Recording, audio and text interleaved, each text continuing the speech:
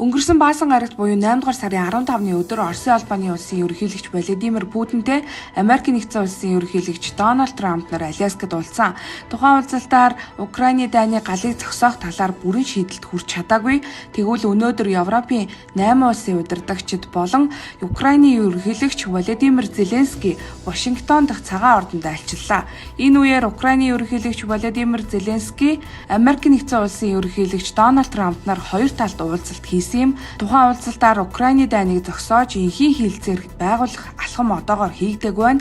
Харин ерөнхийлөгч Дональд Трамп дайныг зогсоох гэрээ хилцээрт Украины аюулгүй байдлыг Америкийн нэгдсэн улс хангана гэж хэллээ. Хэвлэлийн баг хурал дээр Украины ерөнхийлөгч Зеленский Америкийн нэгдсэн улс Украин хоорондоо 90 тэрбум долларын зэвсгийн наймаа хийх болно гэж мэдэгдлээ. Энэхүү уулзалтын дараа Дональд Трамп Путинтэй 40 минут орчим хугацаар ярьжээ.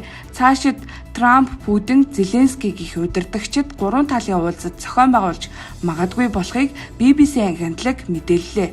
Мөн ерөнхийлөгч Зеленский энэ удаагийн уулзалтаар чөлөөт хувцас биш, костюм сонгож өмссөн сэтгүүлчид онцолж байна.